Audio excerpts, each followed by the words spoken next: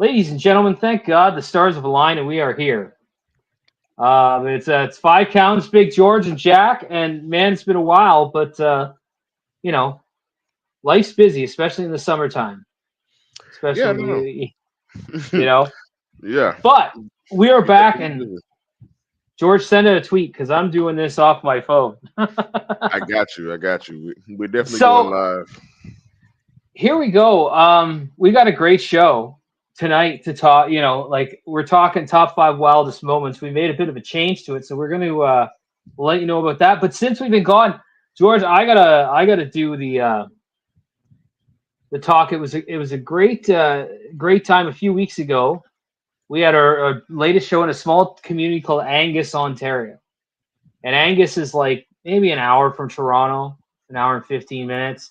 It's a really small town, and we run the same venue every year and raise money for Special Olympics. But the cool thing was we had an awesome show. It was fantastic, top to bottom. Everybody was happy. Everybody enjoyed themselves. But one of the wrestlers, my good friend Anthony Darko, gave me a card of Ricky Morton. It's his WCW card from like 1991. I had like a set of those. I remember it. I was like, that was really cool. So we went to the bar afterwards, just because they sponsor the show. We go back, get something to eat. Really good wings, so that was good. That's always nice. But and then I got talking with Crazy Steve, who wrestled for NWA and wrestled for TNA, wrestled in Mexico, all over the place. And Steve's from Angus, and I've known Steve for 20 years. And Steve knows Ricky Morton. So Steve called Ricky Morton. I got to chat with him, which was really awesome. I got to tell him how I got to say, hey, I really like your work and you appreciate it. And he was at some show in like South Carolina and wrestling with his son, and got to say how much he enjoyed being able to wrestle with his son because he did with his dad. So it was really cool. So that was a good night all around. And George, how are we doing? Are we going to talk about the Chiefs? You know what's crazy? Yeah. At the funny part of the week, people are like, "We better beat the Giants," and then we did.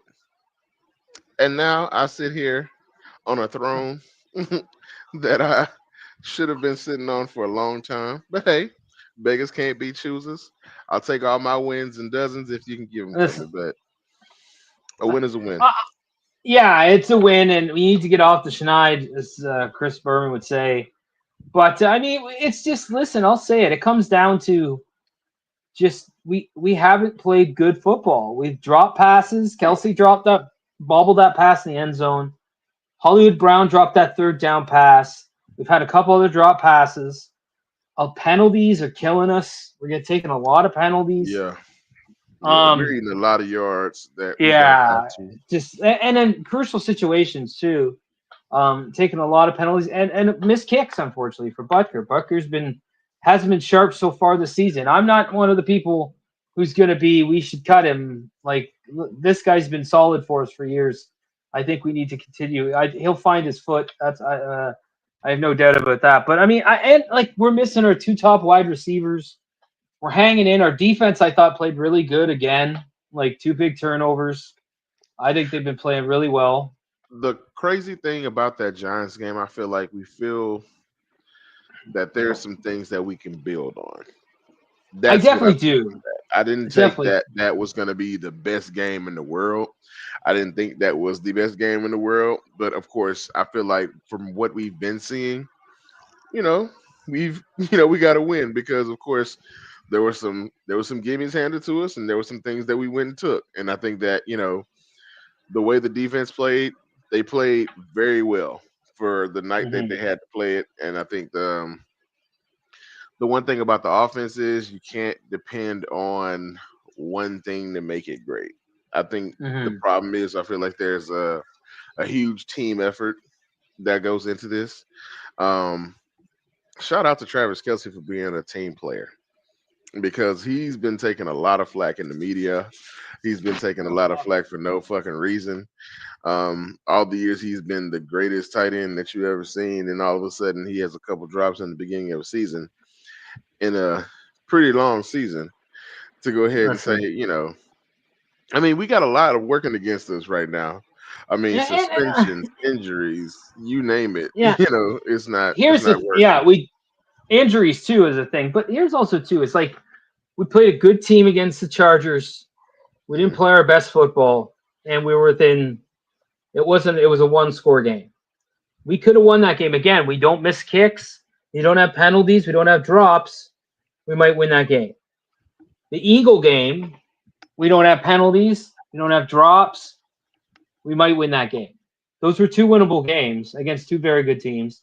We beat the Giants. We got the Ravens coming up, and they're on a skid. Like so. I think we need to take advantage. I think we just I think we just need to find our footing offensively and stop kicking ourselves in the balls here. I Stop think that's banging your the nuts thing. against the rock. You know. Yes, I think that's the thing. I feel like we gotta tighten up the mistakes. We gotta be able to give ourselves the benefit of the doubt every play. Every play you have to reset and come back and do your job. And I think they know that. Mhm. And I think going in and trying to beat a dead horse to a team that knows how to do it is not something that you always have to do. But everybody needs They'll their chin check. Everybody, I'm gonna tell they'll you right now, yeah. y'all don't look y'all's best. And that goes I, for I everybody top to bottom at times. I will say this though. I will say this. Even though he's made some off throws, Patrick Mahomes was making some ridiculous plays early on this season. Like that throw to Tyquan Thornton was just ballsy, and then Tyquan Thornton throwing up the number one like he's Roman Reigns on the ground, just like still I like mean, yeah you gotta have some nuts to do it twice. Like big old the cojones. first the first time, yeah, nah, that didn't work. The second time, they saw something. And every time he went one on one back there, he took a shot. And he should have. But at the same time, that's not gonna work every week. That's not No, but gonna that's not gonna be something you gotta hang your hat on either. But we go into, the but next week with, a W to kind of go into. We're working off of yeah. progressive information at this point. Yeah, we're working off a good place, but I think he's like made good plays with his legs, good plays with his arm. He's done like I think it's just again just just hasn't been that polished yet. But I think we'll get there. I mean, we got a lot of different moving parts into this team that are like we got a lot of new in there. A lot of Yeah. guys who are a bit new, not so much on the receiving core, but you do have a few new guys. So I think it's just we'll find our footing. I mean, we're gonna get there. It's just we just have to stop kicking ourselves, beating ourselves. That's it. Stop making that's. And I think they all know that. I think Andy Reid will be the first one to say that's what he will say. You can't have these penalties and these drops and these can't give an inch in this league. Nah. This ain't the place to do it. I feel like there's a lot of things that we've honestly kind of understood that kind of help the narrative that we've actually not been our best. And I feel like when we're at 100%, we'll still have a little bit of a learning curve, but that learning curve will be very, very short. For Yeah. some reason, I feel like when Rasheed Rice comes back, this team will look totally different. And I'm not saying because he's there, but he'll definitely open up different things in the offense. And then, of course, you'll have Xavier Worthy back in a little bit of a capacity at that point. Maybe not at 100%, but in I hope better he's than the back next sideline. week. I hope You he's know, back next week. I do too. But at the same time, everybody knows Yeah, he's yeah, hurt. So yeah. Just putting him in positions and situations to kind of not necessarily be beneficial. That's what I'm afraid of because, of course, yeah, he would have to play against a Ravens team that would try to hit him. Eh, Now yeah, they'll have to catch him, but yeah. they'll try to hit him. So But if he's good, that's if the trainer says he's good to go, he's good to go. So, but yeah.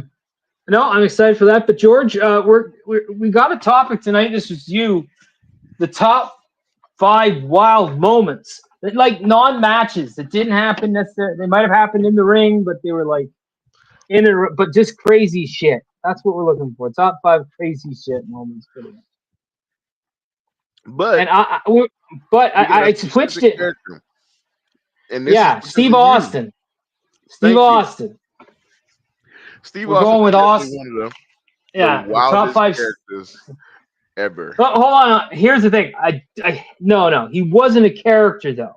He wasn't. You know what? I, That's the thing. He no, wasn't. he's not. He was a wrestler. He was a wrestler like who happened to be named Steve Austin, but that was just him dialed up. Like you look at him now, he still races like doom buggies and stuff.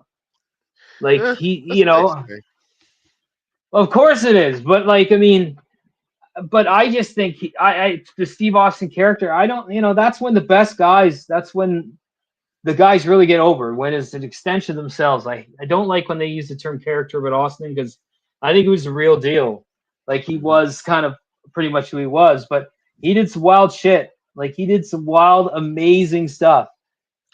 He So, had a lot of good moments. so George, like, let's. Do you want to kick it off here? Do you got one in particular?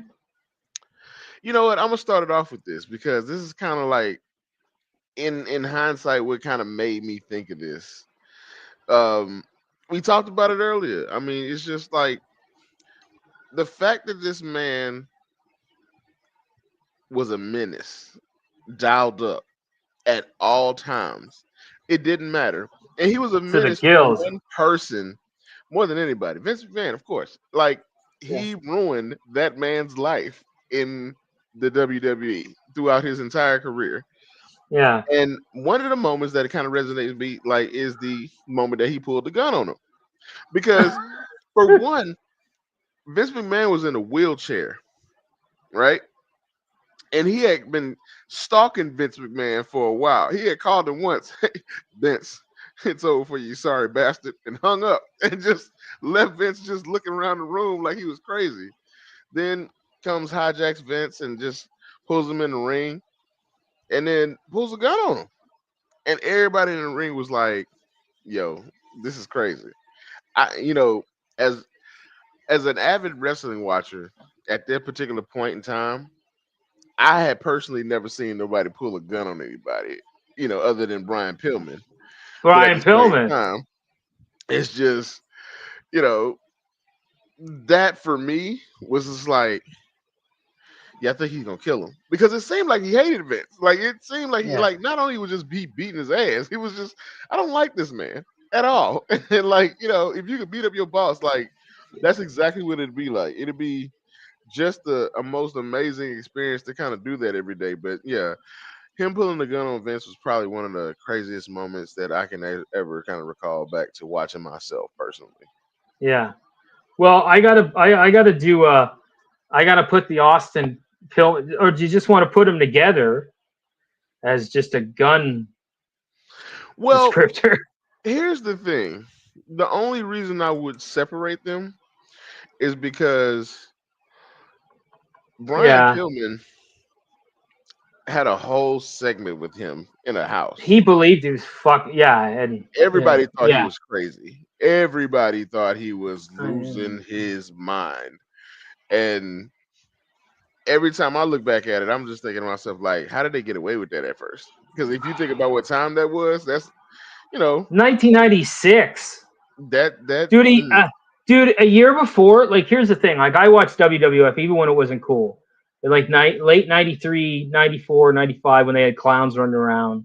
I was still right. watching because there was still, but 96, a year before, they had a clown in the ring, and now you have Pillman with a gun.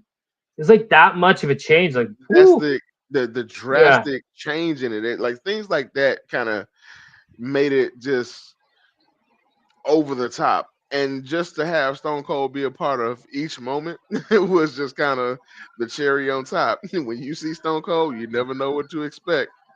So Yeah. I kind So, of count them George, as separate instances. okay, well, Pillman Austin's on the list, so that we'll do our third one. Who do you got? You know, certain things could be here.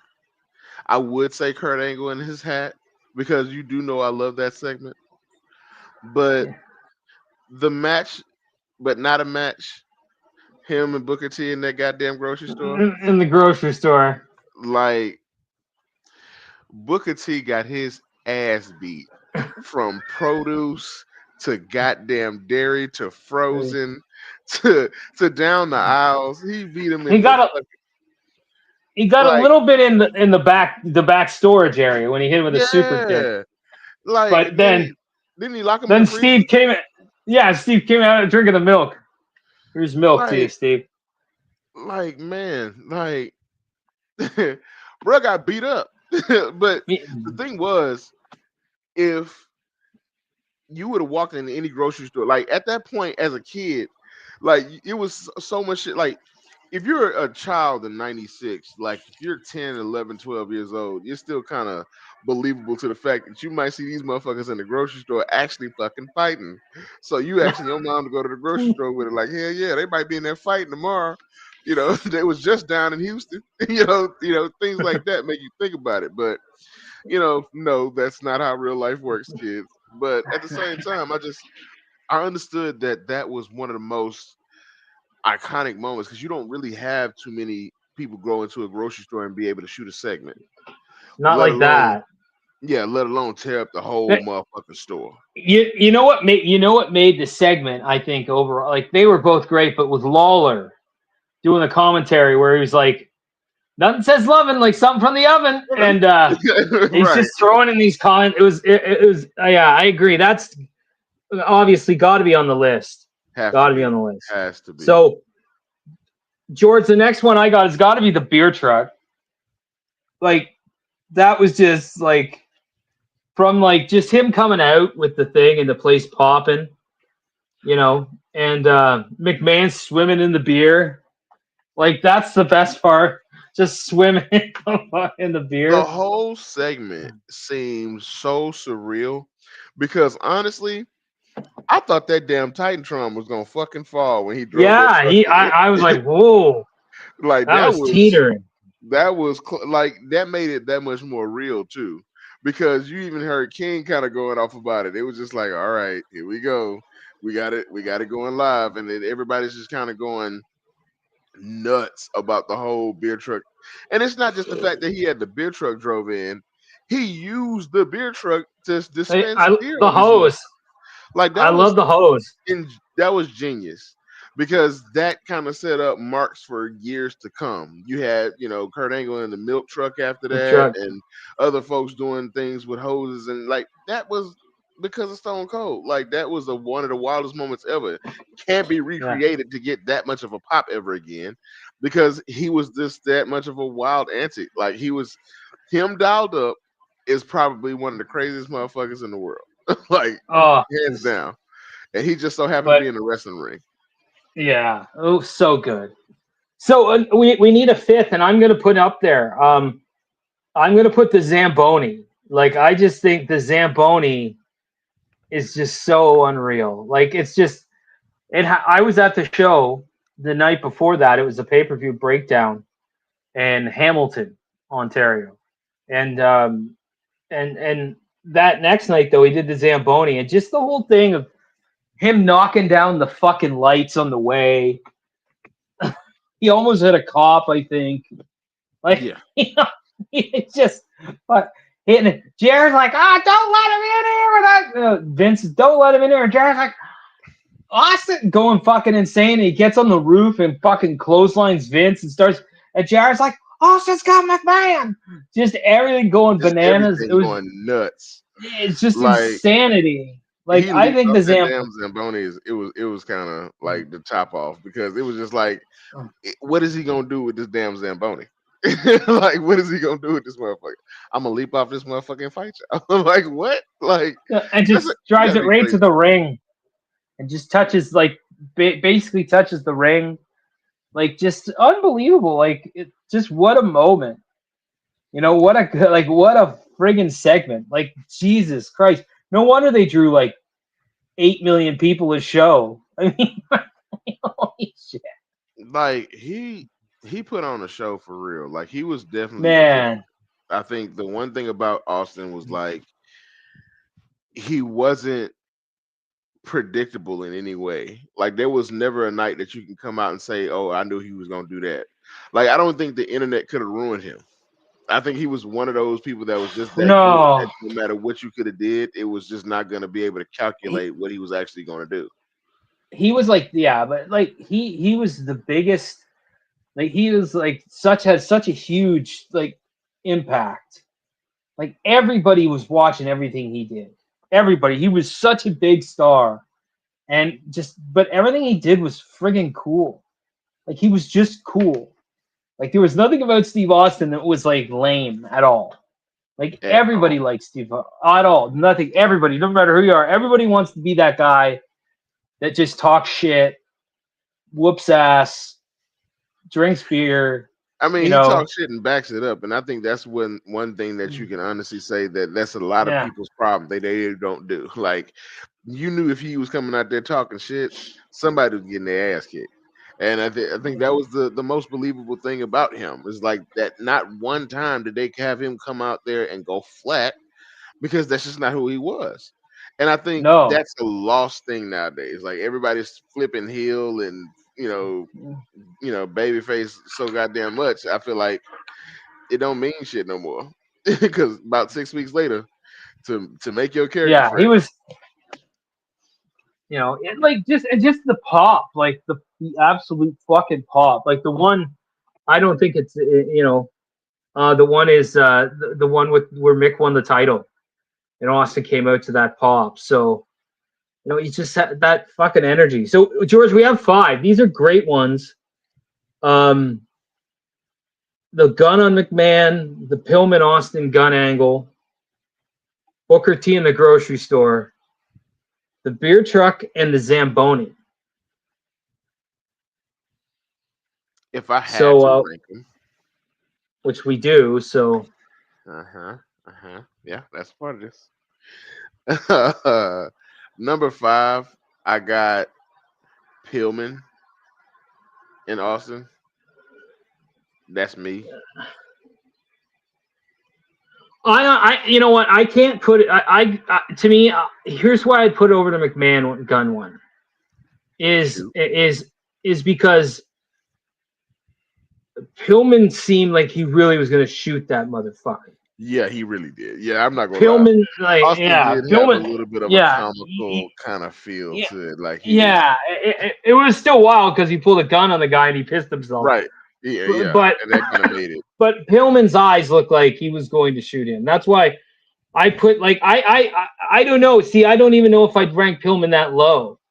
Like that was a crazy moment. Like I remember watching that live and it was like that was insane.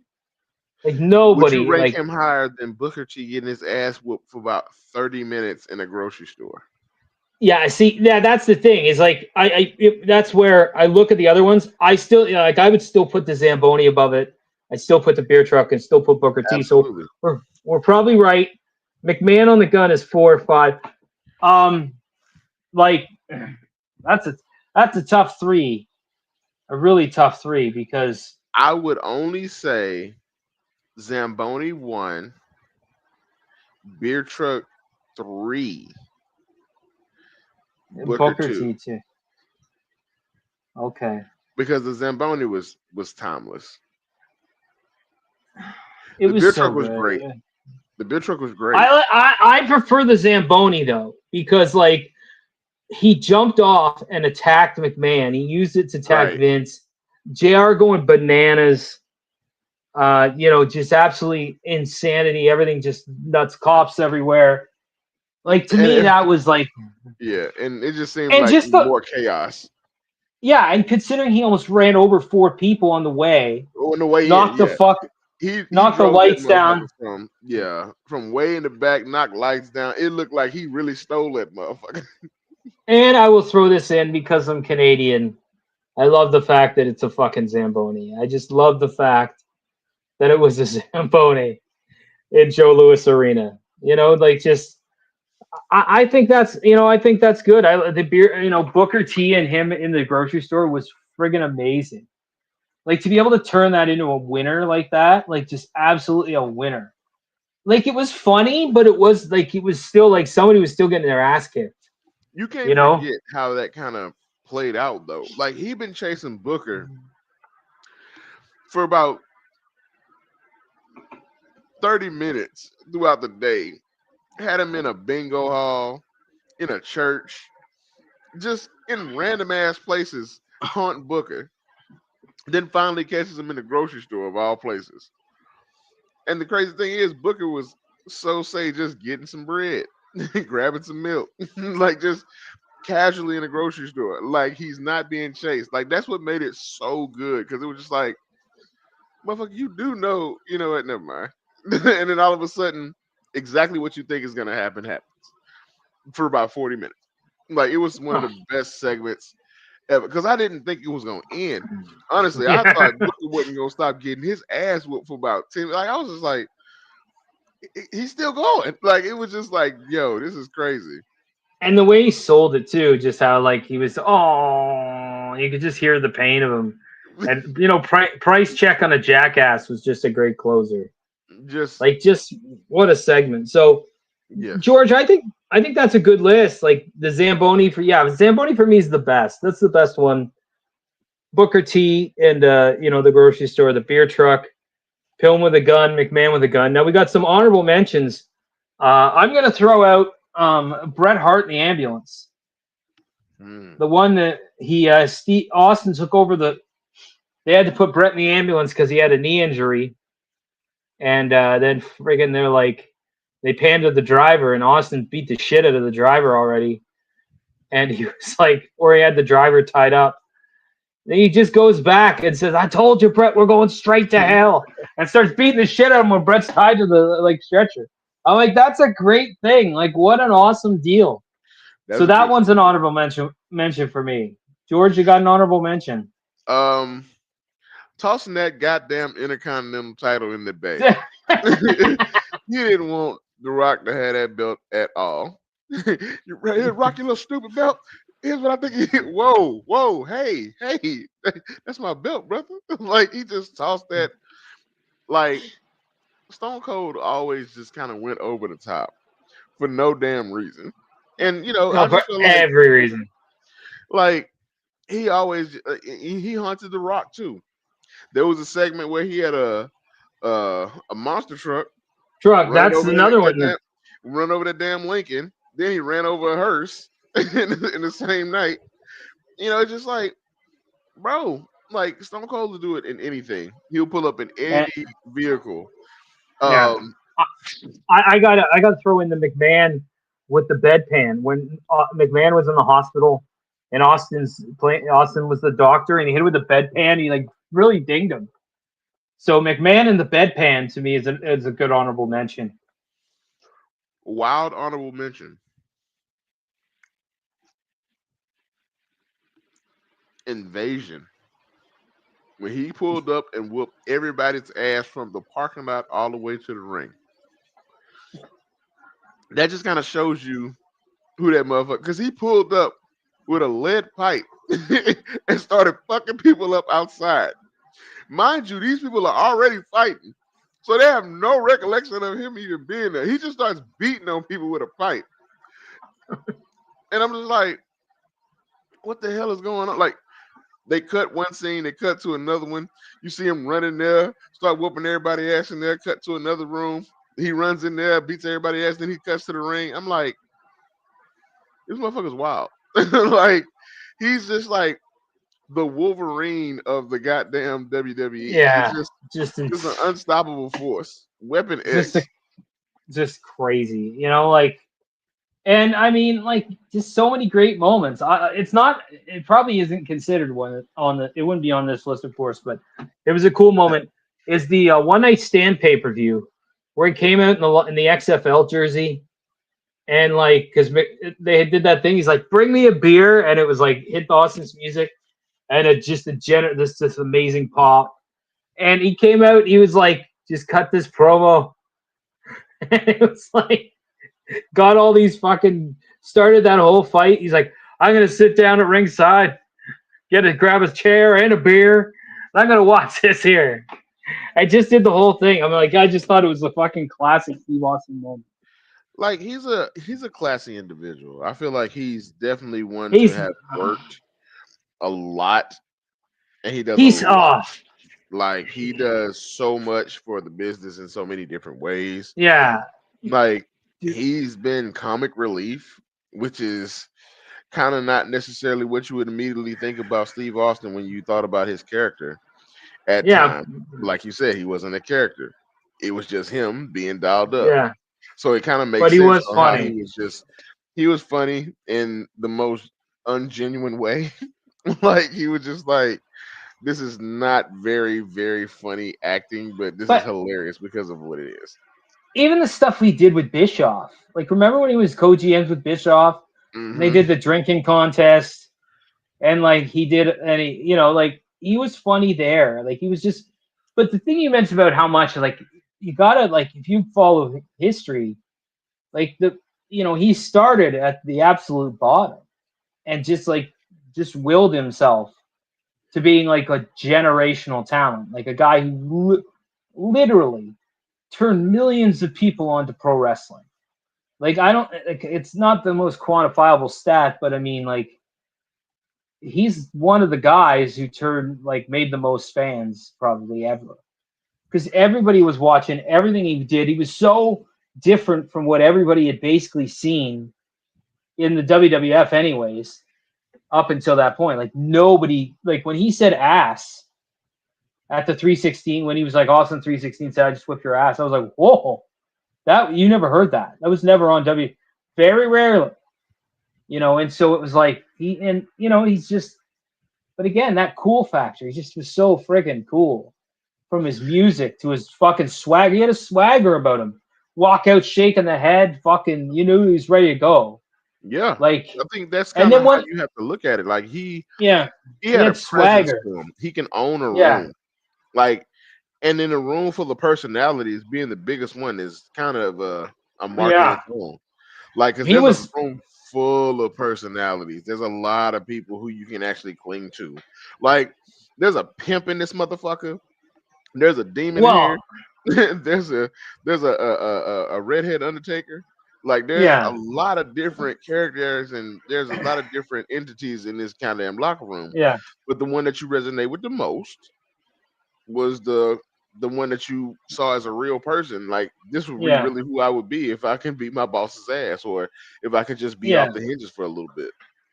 And you got to look at that locker room too. Is like back then you were getting paid pretty much off what you drew. So you hear people describe it as the Shark Tank, and like you're the top guy of that Shark Tank, and there's some fucking sharks in that tank. You Yes. look at the guys like Triple H and Undertaker, and Mick Foley, and all those dudes, Kane. Like there was some really The Rock, top talents, top stars, and he was the biggest. And it was just like but everything he did like was just it was. And then once he had the matches, he was great too. Like he had great matches, great promos, great segments. And that's why he sold so many friggin' T-shirts. And like To this day. just To yeah, this day, it's it's still still still selling. selling. So Ain't gotta George, work I mean another day that, in his life. and that's great, because he did pay the price. Neck injuries, knee injuries, back injuries. Absolutely. Me, he was making $20 a night in Memphis. Like he was a guy who worked his way up. He didn't come, he wasn't handed to him. He had to make himself. And so that's I think what's more romantic about his story is that he literally was, willed his way to the top.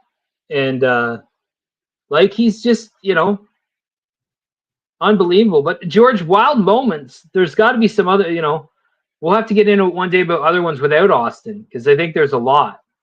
Oh, You there's a know, couple. There's a couple. The Undertaker had a couple wild moments because that's just kind of what the fuck he did for a while. You know, there's a lot of what we need to get into some of the wild moments of Macho Man. Some of the we need to wildest. talk about Macho. We need to talk about the matches of Macho Man. I think because Macho Man had some dynamite matches. Like, Yeah, yeah, he had a lot of great matches, and even that goes into uh, WCW, which is crazy. yeah, another guy who was good on the mic, good in the ring, good. Everything he did was good, and the coolness factor. Like, I don't know who Randy Papa was, but I bet you that was him dialed up to 10. More than likely, I think when you have Yeah, that kind of persona, it's got to be you to some degree. Like to yeah, be that popular amongst people, some of you has to come out, and somebody has to be yeah, like, I'm just like that in a sense. So yeah. Like, it resonated with the people a lot. I think that's kind of Yeah, what it was. He was really famous with the people. and I heard he was great with kids and awesome. So you really want to hear that. But like as a wrestler, again, coolness factor. Savage was always pretty cool. He always had like there wasn't anything about him. You know, I loved him as a heel. I loved him with Sherry. You know, with Sherry when he was the Macho King, she was the queen. It was just brilliant. He's just, but he was a savant. He's one of those wrestling guys, those wrestlers that like may not be in the top five of everyone's, but he's definitely like in a lot of people's top five because He's he's the a if you had to put him up on some people's Mount Rushmore, some people wouldn't have a problem with it. And I think yeah. that's fair to say because he definitely did a lot in the business as far as not only being at the top He of drew one money, brand, he was on the top of other brands. He drew a lot of money. He money, was a lot championing, of money a lot of different shows. That's just everywhere. hey, you gotta understand that there's a lot of people that did a lot of things. That's why we do this show. We don't come on here It, just to talk about people who just were flopping all the time. And even if they yeah, did flop a little bit, they kind of got into a business that kind of takes a little bit of a noise to kind of be known for. So yeah.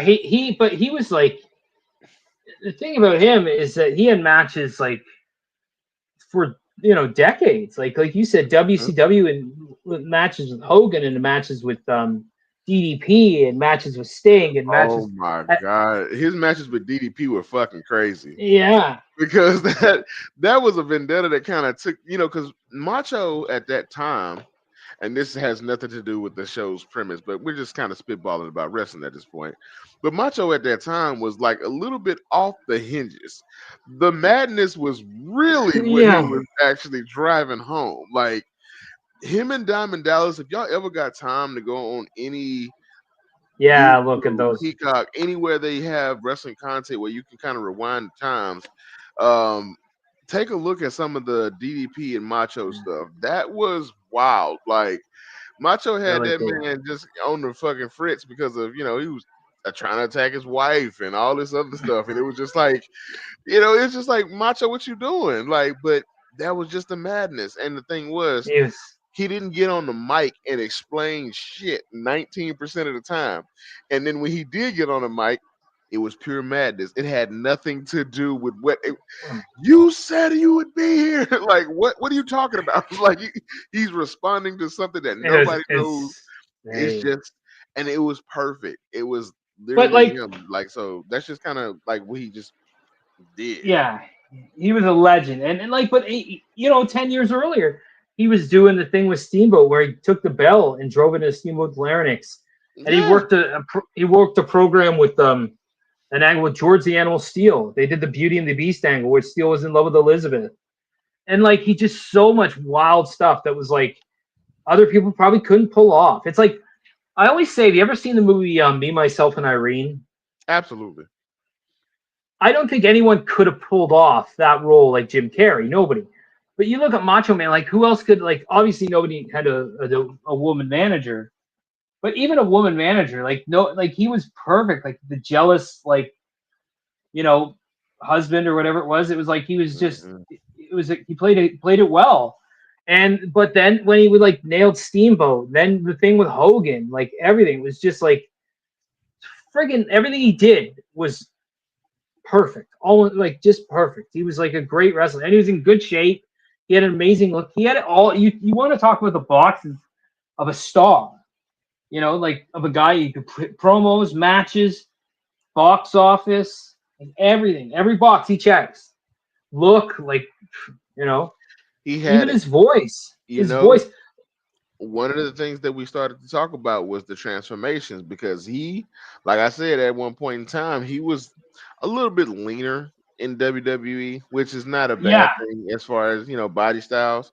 But when he got to WCW, his arms and neck were so goddamn big. Like I was just like, if he's flying off doing an elbow now, look the fuck out because that's gonna hurt. That's gonna hurt. he was yoked then. Yes, He yes. was super yoked. It was a lot of things that he just kind of changed up about himself that was a little bit different. At the time, he was kind of going through this little phase of slicking his hair back, which was kind of I still liked him. I was into it. I love the fact that like that led to the Miss Madness or the Gorgeous George versus Lil Nate match Mm-hmm. for no other reason than seeing Lil Nate in the robe with the goddamn boots. Like it's just it's Little just Nate. genius. But again, like Savage, at any point I'm a fan. Like so, I think definitely down the line talk more about Macho Man. I mean, and and they put some really good stuff on the WWE Vault and the WCW Vault. Mm-hmm. They had what do you call it? Fall Brawl '95 was on there, and that's notable because it had an opening match with Brian Pillman against Johnny Vento in like 35 minutes. But they also had Ric Flair versus Arn Anderson for like the first time ever, and it was like amazing. It was just awesome. So if you get a chance, if you haven't seen that, that's something to watch. There's also like some old WrestleFest VHS tapes back in the day. Back when some people might not even know what a VHS tape is, but that's what they distributed content back in the day before Netflix and before DVDs and before whatever else. So, What a but time they, to be alive, man. I was, yeah, believe me, I was alive. So they have a lot of matches from like '93, like Razor Ramon and Bret Hart and The Undertaker. So there's some good Shawn Michaels. There's some really good stuff they put on there. I'm glad they did because I like watching the classic stuff. Absolutely. Absolutely. I Yeah, think here in a few weeks, um, when we make our trip down to Kansas City, we'll have to do something live for you guys there. We gotta do something. I don't know we'll what, try. but We'll we gotta figure do out a it. way to get it done. Yeah, because this has got to be a live show at one point in time in life. It has to be. We have to make certain something happen, even if it is only like, I don't know, 10 to 15, 20 minutes of your time and day, just to see us actually in real time and real size, because Yeah, it's an odd size difference, yeah. but it Well, works. yeah, it is. Yeah, it's you got to see this how this looks. But George, I was happy to be back tonight. It was great talking Stone Cold, and Absolutely. but it's time to get out of here. And but we should be back next week with another edition of Five Count. Got to lock and load it, baby. I appreciate Yeah, y'all for coming out for the return. For those who thank you so came, for much. those who will definitely kind of watch this on a kickback, definitely let us know what we did and how we do. Of Yeah, course, next week we got something in store for y'all, so I'm definitely going to be happy to see y'all again next week. yeah, So lock in every Tuesday. See y'all. yeah.